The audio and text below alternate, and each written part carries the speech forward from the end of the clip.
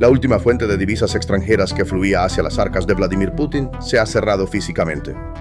Se ha perdido el control en Ust-Luga, la única puerta energética de Rusia hacia Occidente. Los frenos fallaron. La leyenda marítima de Rusia chocó contra el muelle. Esta colisión, que ocurrió el 15 de febrero de 2026, hizo más que solo destrozar la pared del muelle, aplastó las operaciones de Rusia en su última salida segura hacia Occidente. Esto no es un simple accidente, sino un acto de suicidio estratégico. Mientras la Fiscalía de Transporte investiga el incidente como una simple violación de navegación, la verdadera verdad yace bajo el concreto. Los puertos están colapsando, los barcos se están hundiendo y el poder marítimo de Rusia se está derrumbando no bajo el peso de los misiles ucranianos, sino bajo el peso de su propia negligencia. Todo comenzó el 14 de febrero de 2026 en el puerto estratégico de Ust-Luga, en la región de Leningrado de Rusia. Este no es un puerto ordinario. Es la arteria principal que mantiene a flote las exportaciones de energía del Kremlin, a través de la cual fluyen miles de millones de dólares en petróleo. Sin embargo, esa mañana, esta arteria fue bloqueada. El 14 de febrero de 2026, en el puerto de Ust-Luga, el petrolero de la flota Gogol llamado Tony, que había llegado para cargar productos petrolíferos, estaba maniobrando para atracar en el muelle del terminal de carga universal. Este petrolero de clase Suezmax de 16 años era una enorme mole de acero e inercia, pero el procedimiento de atraque se convirtió en una escena de desastre en cuestión de segundos. El petrolero no se detuvo donde se suponía que debía hacerlo.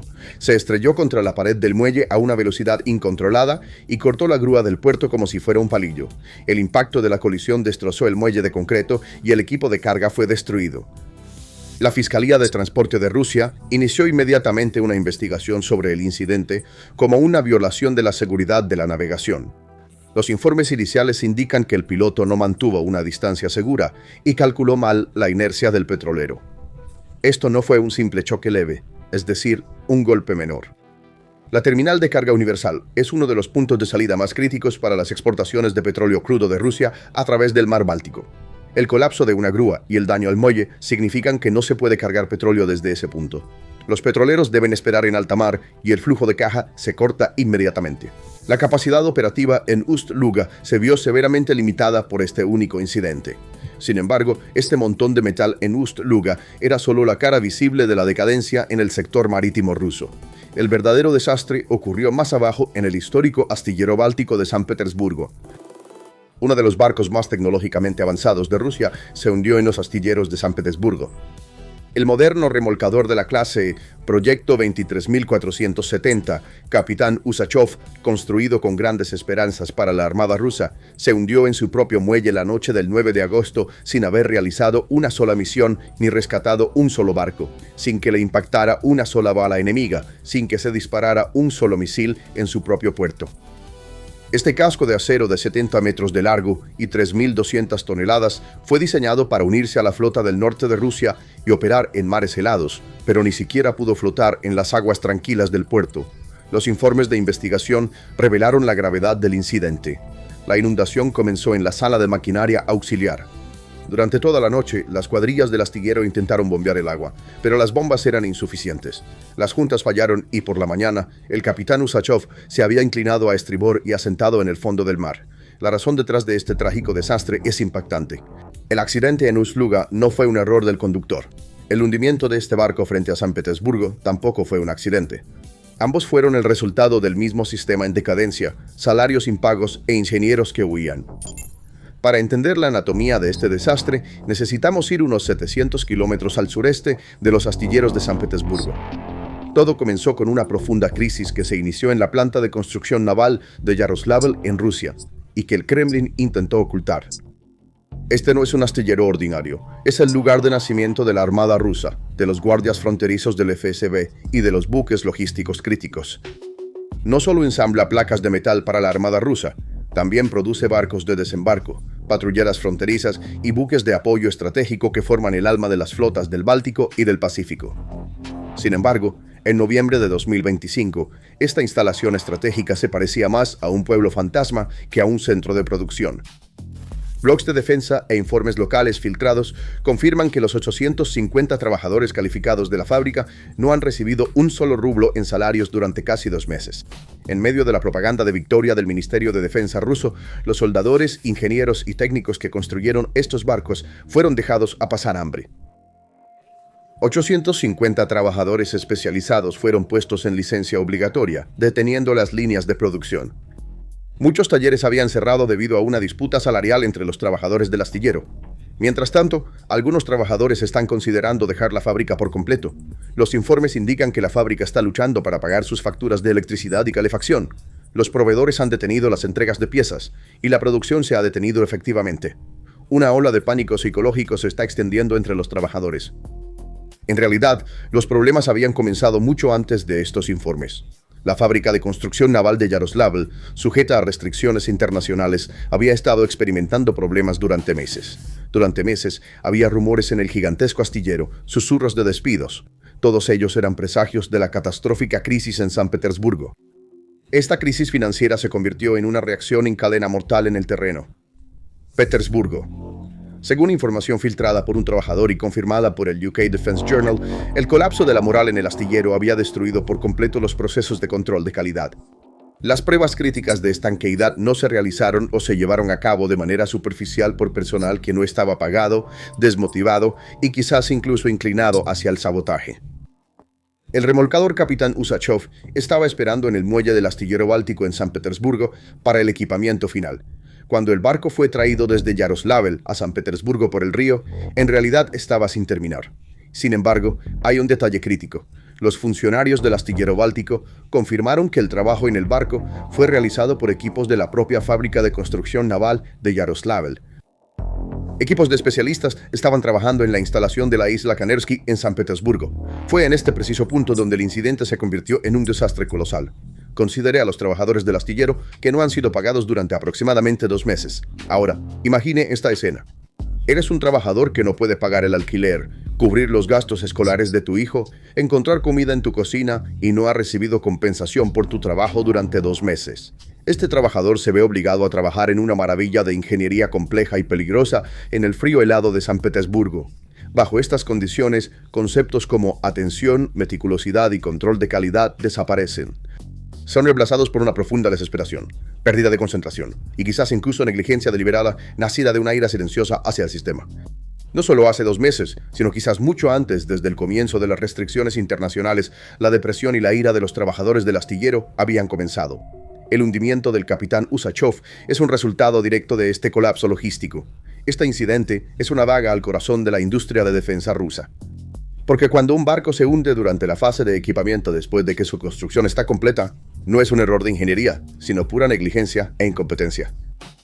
Rusia ha perdido por completo la experiencia en construcción naval que heredó de la era soviética.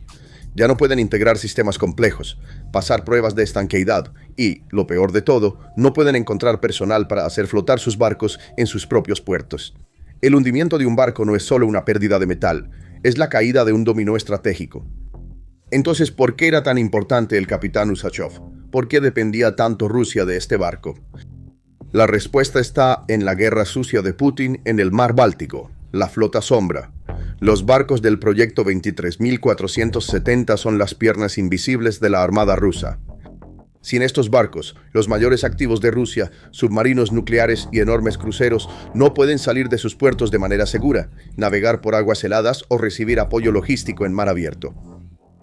El capitán Usachov fue diseñado específicamente para abrir un camino a través de las aguas heladas de las flotas del Báltico y del Norte y transportar activos nucleares al mar abierto. La ola que comenzó con el hundimiento del capitán Usachov en el muelle de San Petersburgo creó un impacto que se extendió desde Varsovia hasta Washington en ambos lados del mar Báltico. Este evento paralizó las capacidades de guerra híbrida de Rusia mientras elevaba los reflejos de defensa de la OTAN a un nivel sin precedentes. El mar Báltico, antes una zona gris, es ahora una de las aguas más vigiladas del mundo. Los barcos rusos ya no pueden esconderse. Son rastreados como peces en un acuario. A partir de septiembre de 2025, los radares de la OTAN y las imágenes satelitales, y MINT, comenzaron a detectar actividad anormal en los buques tanque y de investigación rusos que navegaban en el mar Báltico y que parecían ser civiles. Aunque estos barcos parecían transportar petróleo o grano en los registros oficiales, en realidad habían sido convertidos en plataformas militares, caballos de Troya modernos. Entonces, ¿qué sucede si un barco civil ruso equipado con lanzadores de vehículos aéreos no tripulados o equipo de inteligencia experimenta una falla de motor frente a la costa de Suecia? Rusia no podrá remolcarlo con sus barcos modernos. El barco derivará e incluso podría entrar en las aguas territoriales de un país de la OTAN. En ese momento, mantener el secreto dentro de ese barco se volverá imposible. Con este error fatal, Rusia hundió su propia seguridad operativa en el muelle. Por otro lado, Rusia estaba participando en una especie de chantaje con bombas nucleares flotantes al hacer circular barcos dañados cargados con nitrato de amonio, como el Ruby, a lo largo de las costas europeas. El objetivo era intimidar a Europa. Sin embargo, esta estrategia se volvió en contra de Rusia debido a la ausencia de barcos de rescate. Ahora, estas bombas flotantes representan un riesgo de explosión en los puertos rusos o en las rutas que Rusia quiere controlar. Cuando el petrolero EcoWizard explotó mientras cargaba amoníaco en el puerto de Ust-Luga, o cuando el petrolero Vilamura explotó en el Mediterráneo, demostró cuán inestable era esta flota. La explosión en el puerto de Ust-Luga mostró cuán real es este riesgo. Putin, corriendo con una antorcha para incendiar la casa de su vecino, prendió fuego a su propia casa. Aquí es donde entraría en juego el capitán Usachov. Era el ángel guardián que rescataría a los barcos de la flota sombra, que vagaban como minas errantes, fallaban frecuentemente y se estrellaban, remolcándolos a través de aguas heladas y llegando a la escena antes de la intervención de la OTAN. Rusia hundió este protector con sus propias manos.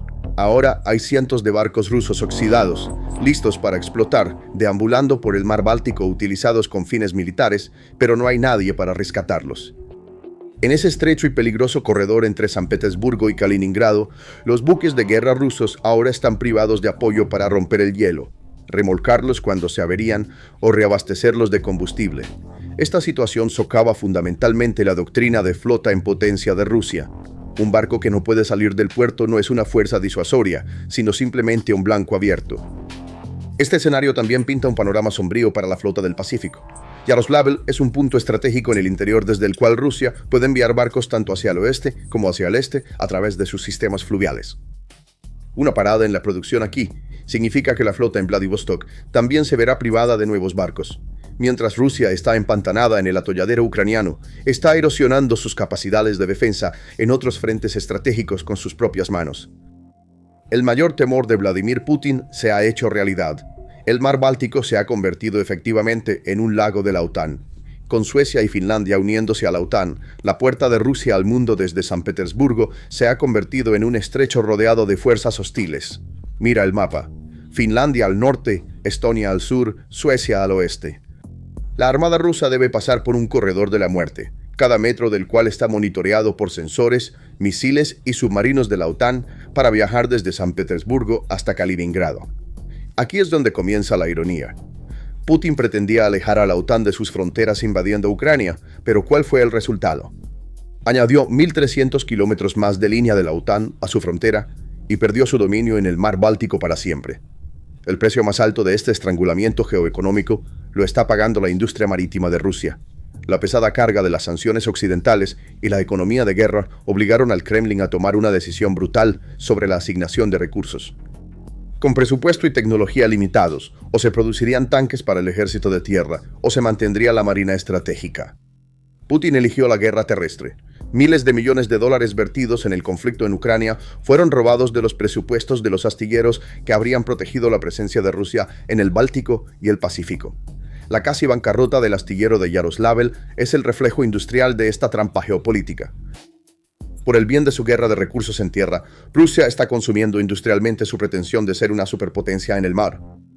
Si el declive del poder marítimo de Rusia se limitara a sus propios puertos, sería un asunto interno. Sin embargo, el Kremlin está exportando esta decadencia a todos los mares del mundo a través de la flota en la sombra. Esta flota fantasma, creada para evadir las sanciones occidentales y los sistemas de seguros, se ha convertido ahora en un monstruo descontrolado, amenazando tanto a Rusia como al mundo. Esta flota consta de 600 a 1.400 petroleros, con una edad promedio de más de 18 años, en mal estado y de origen incierto. Y estos barcos zombies ya no solo transportan petróleo, llevan desastre. El ejemplo más aterrador de esto ocurrió en el Golfo de Finlandia. El 25 de diciembre de 2024, el petrolero fantasma Eagle S partió de Ust-Luga y con una negligencia asombrosa lanzó su ancla al mar y la arrastró durante 100 kilómetros completos. ¿El resultado?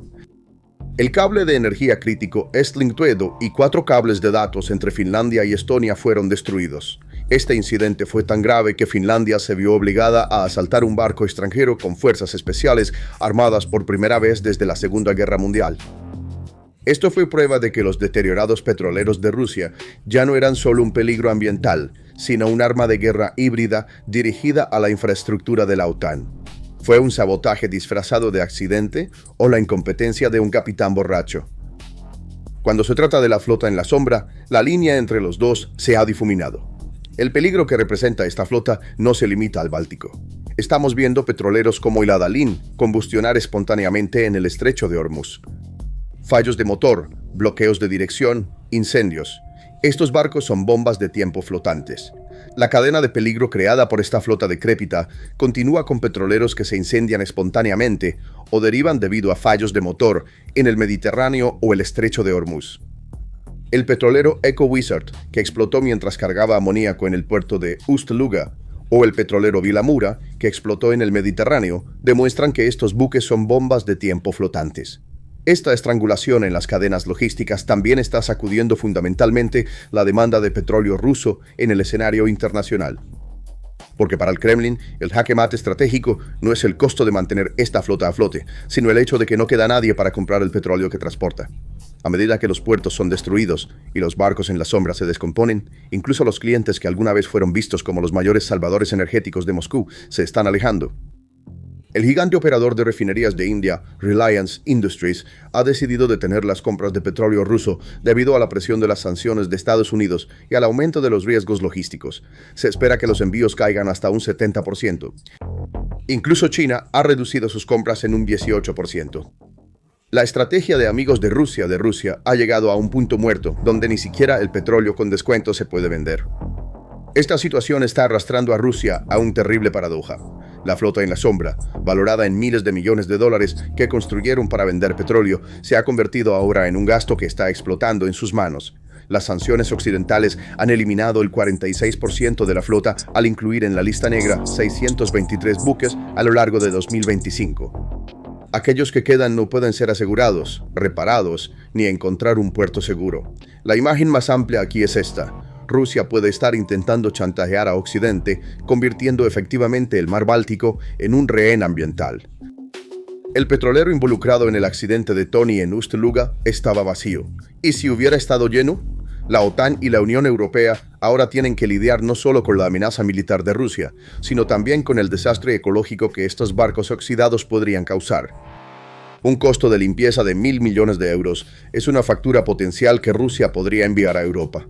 Aunque Moscú está intentando chantajear a Europa manteniendo el mar Báltico en riesgo de un desastre ambiental con petroleros envejecidos, esta situación está provocando que Occidente endurezca aún más su régimen de sanciones. El aspecto más insidioso e irreparable de esta crisis es la fuga de cerebros y la inseguridad tecnológica que está arraigándose dentro del país. Un soldador experto o ingeniero marino en una instalación de construcción naval está capacitado y tiene experiencia durante meses.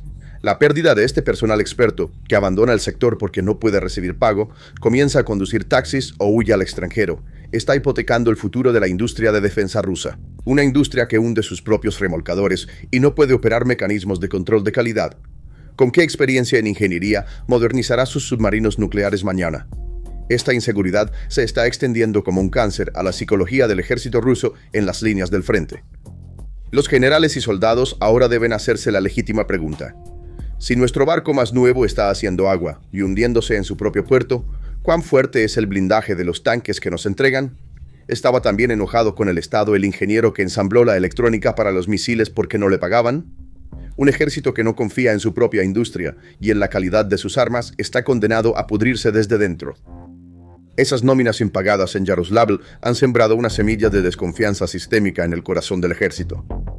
La estrategia de abrirse a los mares de Pedro el Grande ha resultado, 3 siglos después, en un confinamiento a sus propias costas y una posición atrapada. Ese magnífico sueño oceánico construido hace 3 siglos por Pedro el Grande sobre los huesos de miles de trabajadores ahora se está ahogando en las aguas poco profundas de sus propios puertos. La maldita flota que navegó al otro lado del mundo y se hundió en Tsushima en 1905 ahora comparte el mismo destino que el capitán Ushakov, quien ni siquiera puede salir del muelle de San Petersburgo. Su enorme capacidad de exportación, que durante años infundió miedo en el mundo, fue devastada cuando fue aplastada bajo su propio petrolero, cuyos frenos fallaron en Ust-Luga. La silenciosa rebelión de los trabajadores del astillero que no han sido pagados está carcomiendo la máquina de guerra del Kremlin desde dentro, asestando un golpe más devastador que cualquier misil de Occidente. Mientras proyecta una imagen de poder invencible al mundo exterior, este régimen está internamente tan podrido que no puede soportar su propio peso. La armada rusa ha sido devastada por el óxido, la corrupción y el abandono en sus propios astilleros. Este es un ciclo de autodestrucción del que Rusia no puede escapar. El imperio de Putin se está hundiendo no con una gran explosión, sino en el silencio de una sala de máquinas inundada, el rugido de un petrolero chocando contra el muelle y la sombra de nóminas impagadas. Entonces, ¿cuáles son tus pensamientos sobre esto? Por favor, comparte tus pensamientos en los comentarios. Para estar informado sobre los análisis especiales de PPR Global, suscríbete a nuestro canal y no olvides activar las notificaciones. Gracias por elegirnos. Gracias por elegirnos. Gracias por elegirnos.